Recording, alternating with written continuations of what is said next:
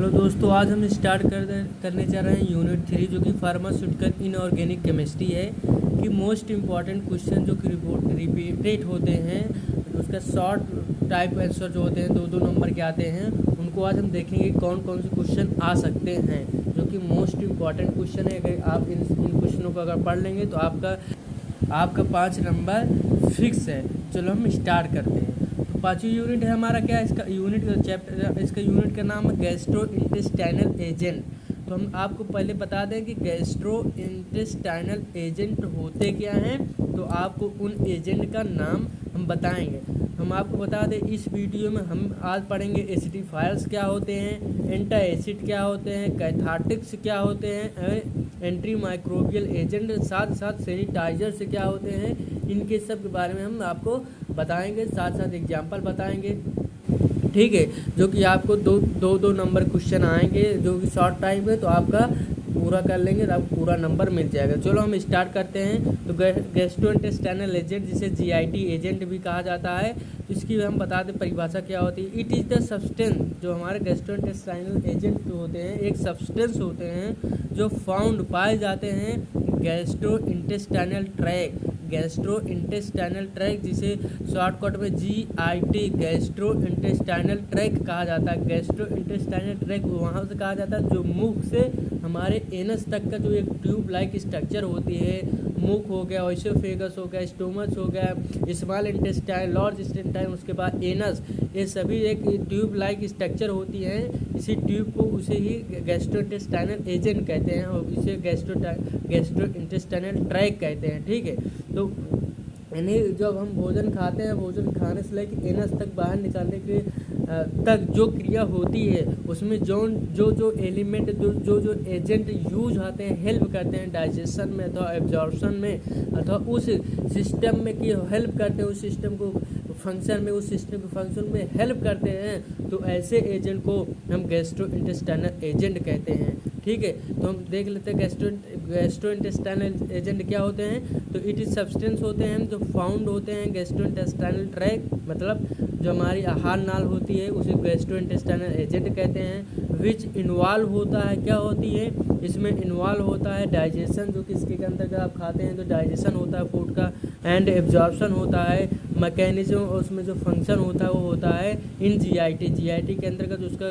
Digestion and mechanism and absorption की क्रिया जो होती है, इन क्रिया को जो एजेंट हेल्प करते हैं करने में, उसको संपन्न होने में, वो सभी एजेंट जो होते हैं गैस्ट्रोइंटेस्टाइनल एजेंट होते हैं। तो हम देख लेते हैं गैस्ट्रोइंटेस्टाइनल एजेंट जो होते हैं कितने प्रकार के होते हैं। तो जो हमारा जो following type of gastrointestinal agent, निम्नलिखित प्रकार के गैस्ट्रोइंटेस्टाइनल एजेंट होते हैं जो कि हेल्प करते हैं हमारे जीआईटी के अंदर भोजन के पचने में या उसको जो क्रिया चल रही है उसमें मदद करने के लिए कौन कौन से होते हैं हम बताते हैं। तो कौन कौन से होते हैं, फंक्शन के अकॉर्डिंग, आवर फंक्शन के अकॉर्डिंग हम जीआईटी एजेंट को हम क्लासीफाई कर रहे हैं। जो कि पहला है एसिडिफायर्स होते हैं, दूसरे में एंटी एसिड होता है, तीसरा कैथार्टिक्स होता है और चौथा एंटी माइक्रोबियल एजेंट होते हैं। कौन कौन एजेंट होते हैं, एसिडिफायर्स एजेंट होते हैं, एंटी एसिड होते हैं, कैथार्टिक्स होते हैं एंड एंटी माइक्रोबियल एजेंट होते हैं। तो हम चलो स्टार्ट करते हैं। तो पहले हम एक एक करके देखेंगे। तो हम देख लेते हैं एसिडिफायर्स क्या होते हैं। एसिडिफायर जो होता है इट इज सब्सटेंस, एसिडिफायर्स एजेंट जो होते हैं एक सब्सटेंस होते हैं, एक पदार्थ होते हैं विच इंक्रीज करते हैं, क्या करते हैं, इंक्रीज करते हैं एसिडिक इन्वायरमेंट। एसिडिक इन्वायरमेंट मतलब एसिडिटी को, मतलब एसिड मीडियम को बढ़ाते हैं हमारे, क्या कहते हैं, इन स्टोमच, हमारे आमाशय के अंदर का एसिड की मात्रा को बढ़ाते हैं ताकि हमारा जो पेप्सिनोजेन होता है वह पेप्सिन, क्योंकि हम जानते हैं कि हमारा पेप्सिनोजेन एंजाइम जो होता है पेप्सिन में तभी बदलता है जब एसिडिक इन्वायरमेंट होता है हमारे उसमें। तो इसलिए जब पेप्सिन होगा तभी हमारे क्या कहते हैं पाचन हमारे पचेगा प्रोटीन्स। हाँ, तो इसीलिए जो होता है एसिडिफायर आमाशय के अंदर एसिडिक मीडियम होना अनिवार्य होता है। यदि हमारे आमाशय के अंदर एसिडिक मीडियम नहीं है तो हमको नहीं है, कम हो गया है, रिड्यूस हो गया एसिडिक मीडियम, तो हमारा भोजन जो होता है पूरी तरह पचेगा नहीं। तो हमें क्या कहते हैं मतलब अनडाइजेशन होता है, मतलब भोजन अपच हो जाता है तो हमारा पेट फूल जाता है, अथवा हमें किसी प्रकार की पेट समस्या, गैस हो जाता है। तो इस प्रकार की जो समस्याएं उत्पन्न होती है हमारे पेट की, वो एसिडिफायर्स के रूप में होती है। यदि क्या कहते हैं हमारे स्टोमच के अंदर क्या एसिड की मात्रा कम हो जाएगी तो हमारा भोजन जो पचेगा नहीं, जब पचेगा नहीं तो वो क्या कहते हैं अपच रहेगा, तो क्या कहते हैं हम गैस को क्या कहते हैं निकालेगा, गैस प्रोड्यूस करेगा, अथवा हमारे क्या कहते हैं आपको पेचिस प्रोड्यूस हो सकते हैं, और साथ साथ आपको जो भोजन कर रहे हैं आपको न्यूट्रिएंट्स में कमी हो सकती है, क्योंकि भोजन पचेगा नहीं तो आप भोजन जो खाएं उसका न्यूट्रिएंट्स हमारा खून में एब्जॉर्ब नहीं होगा, जब एब्जॉर्ब नहीं होता आपको क्या कहते हैं एनर्जी नहीं मिलेगी। तो ये एसिडिफायर एजेंट होते हैं। एसिडिफायर एजेंट क्या होते हैं? इट इज सब्सटेंस होते हैं विच इंक्रीज करते हैं एसिडिक इन्वायरमेंट इन स्टोमच के अंदर, हमारे अमाशय के अंदर। इसका एग्जाम्पल कौन कौन से होते हैं? डाइल्यूट HCl होता है अथवा अमोनियम क्लोराइड होता है। मतलब जब एसिड की मात्रा हमारे स्टोमच में हमारे शरीर में कम होती है तो हम डाइल्यूट HCl अथवा अमोनियम क्लोराइड कंटेनिंग ड्रग को लेते हैं, जो वे ड्रग लेते हैं जो हाइड्रोक्लोराइड अथवा अमोनियम क्लोराइड रखते हैं, उन दवा को लेते हैं तो वो दवा हमारे पेट में जाकर HCl की मात्रा को बढ़ा देते हैं, जिससे हमारी एसिड की आवश्यकता पूरी हो जाती है। तो ऐसे एजेंट एसिडिफायर एजेंट कहलाते हैं। दूसरा हमारा क्या है? एंटा एसिड। एंटा मतलब विपरीत, एसिड मतलब एसिड के।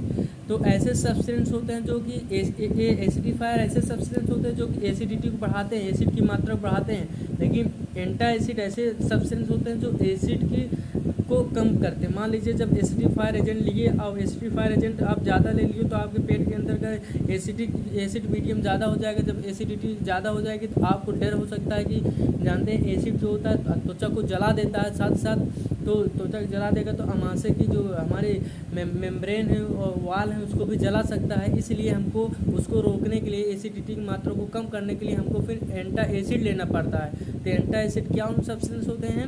इट इज सब्सटेंस होते हैं वो इंक्रीज करते हैं क्या? Basic medium.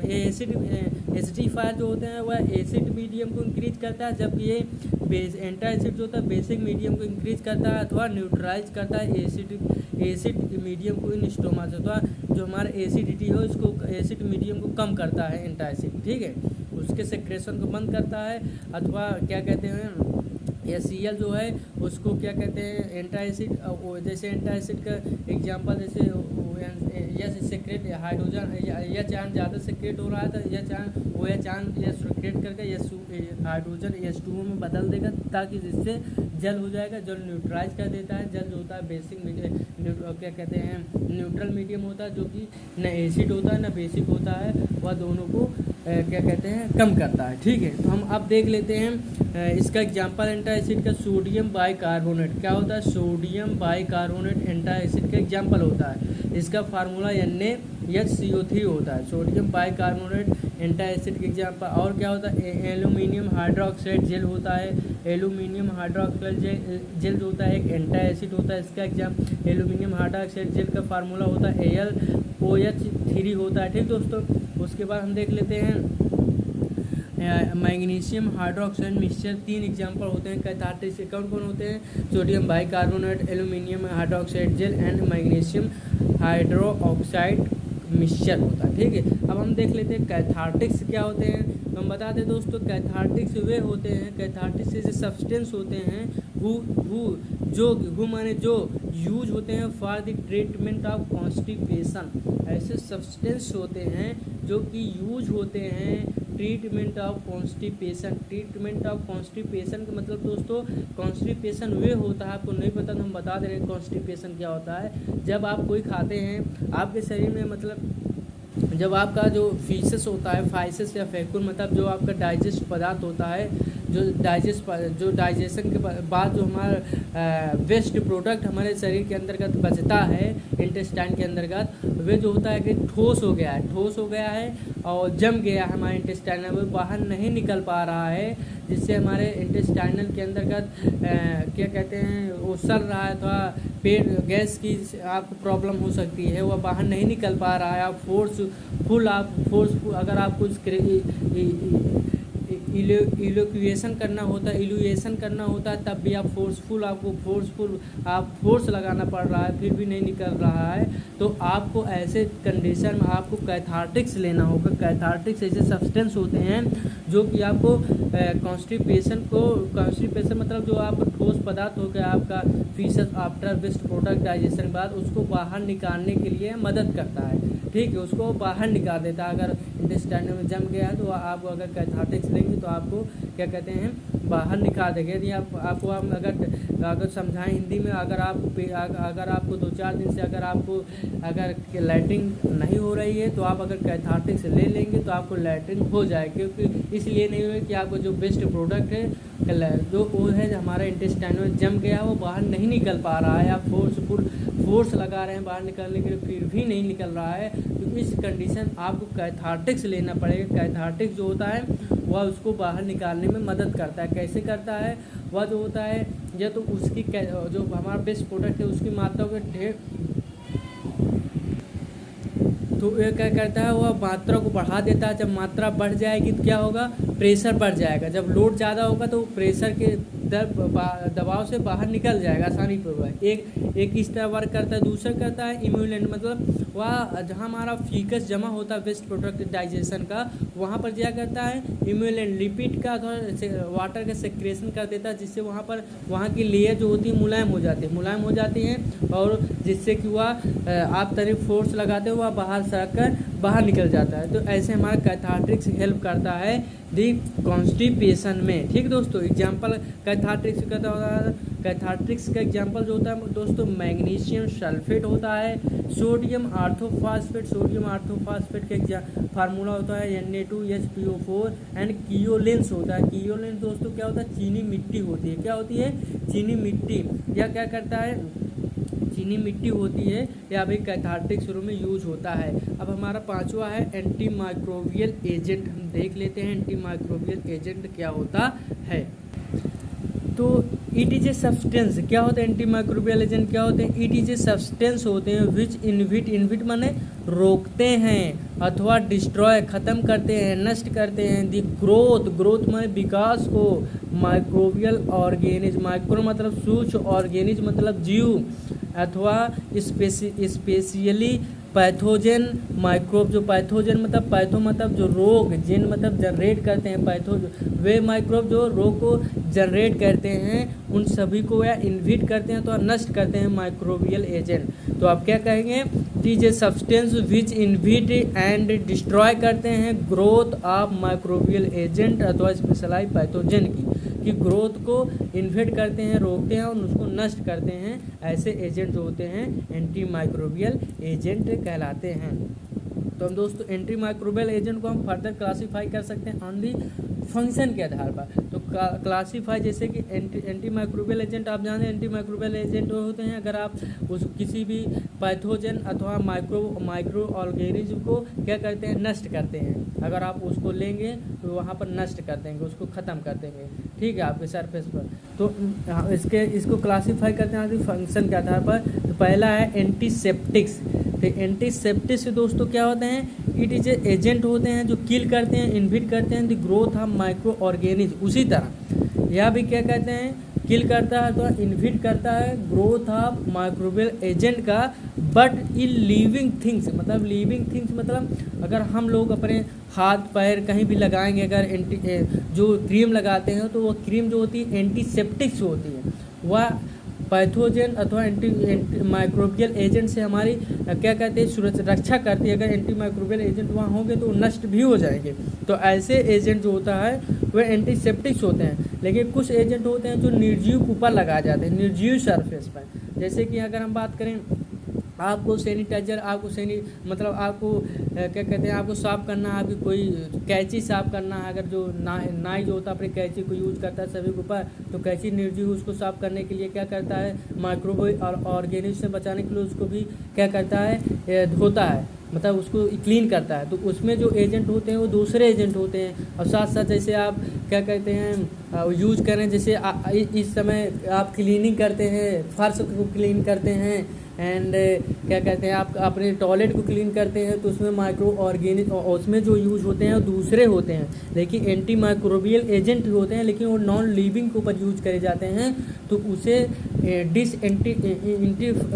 कहते हैं, क्या कहते हैं, डिस इंटर, अब हम बता रहे हैं क्या कहते हैं, तो उनको दोस्तों कहते हैं डिसइंफेक्टेंट कहते हैं। क्या कहते हैं? डिसइंफेक्टेंट कहते हैं। तो कोई एजेंट, दीज एजेंट जो किल कहते हैं, इन्फेक्ट करते हैं growth of micro organism use in on non living surface, मतलब जो जीवित ना हो, अगर वहाँ पर हम किसी को उसकी ग्रोथ को रोकने के लिए यूज कर रहे हैं, अथवा उसको किल करने के लिए माइक्रो ऑर्गेनिज को किल करने के लिए अगर हम किसी क्रीम का यूज करते हैं, तो वह जो होता है वह आता है डिसइंफेक्टेंट के कैटेगरी के अंतर्गत। ठीक दोस्तों, जो होता है, अगर हमको माइक्रो ऑर्गेनिज को लिविंग थिंग्स को पर रोकना है, तो हमको यूज करना होगा एंटीसेप्टिक्स। अगर हमको नॉन लिविंग के ऊपर इसी को रोकना है, माइक्रो ऑर्गेनिज को ग्रोथ को, तो हमको लेना पड़ेगा डिसइंफेक्टेंट।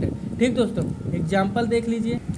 तो एग्जाम्पल क्या है? अल्कोहल है, फॉर्मेल्डिहाइड है, इथिलीन ऑक्साइड है। ठीक दोस्तों, कौन कौन से हैं? अल्कोहल, फॉर्मेल्डिहाइड, एथिलीन, ये जो होते हैं डिसइंफेक्टेंट होते हैं। अल्कोहल का यूज करेंगे तो वहाँ पर माइक्रोबियल ऑर्गेनिज्म की ग्रोथ को इनहिबिट करेगा, डिस्ट्रॉय करेगा, उनको किल करेगा। ठीक, अब हमारा आ गया सैनिटाइजर्स। सैनिटाइजर जो होता है मोस्ट पॉपुलर हो गया है ड्यू टू कोरोना वायरस के कारण मोस्ट इम्पॉर्टेंट, क्या कहते हैं, पॉपुलर हो गया कि आप कहीं भी किसी भी आप व्यक्ति के नॉन मेडिकल से, क्या कहते हैं, अगर वो होगा, कोई भी व्यक्ति हो, अगर आप क्या कहते हैं उसको पूछेगा कि क्या आपको यहाँ पर जो कोरोना अगर लॉकडाउन लगा है तो आपसे पूछेगा भाई यहाँ आना तो सैनिटाइजर लेकर आना। तो सैनिटाइजर आजकल बहुत पॉपुलर हो गया। तो हम बता दें सैनिटाइजर क्या होता है। दोस्तों, सैनिटाइजर जो होता है, इट इज़ ए सब्सटेंस, एक सब्सटेंस होता है विच क्लीन करता है। क्या करता है? क्लीन करता है एंड वॉश करता है अवैध ऑर्गेनिक मैटर्स अथवा लाइक सलाइविया म्यूकस, मतलब इट इज सब्सटेंस होते हैं जो कि वॉश करते हैं, हमारे हाथ को क्लीन करते हैं, जो कि अगर माइक्रोबियल एजेंट हो गए, अगर माइक्रोबियल ऑर्गेनिज्म होंगे तो किल हो जाएंगे, उनको साफ कर देगा, क्लीन कर देगा हमारे हाथ को। और साथ ही साथ अगर मतलब ऑर्गेनिक मैटर्स मतलब हमारे शरीर के मैटर्स, मतलब मैटर के अंदर का जो, जैसे कि सलाइविया हमारा लार होता है अथवा म्यूकस होता है, अगर ये सब भी अगर होगा तो उसको भी क्लीन कर देता है, उसको डिस्ट्रॉय कर देता है हमारे हाथ से। ठीक दोस्तों, तो ऐसे सब्सटेंस क्या होते हैं? सैनिटाइजर्स।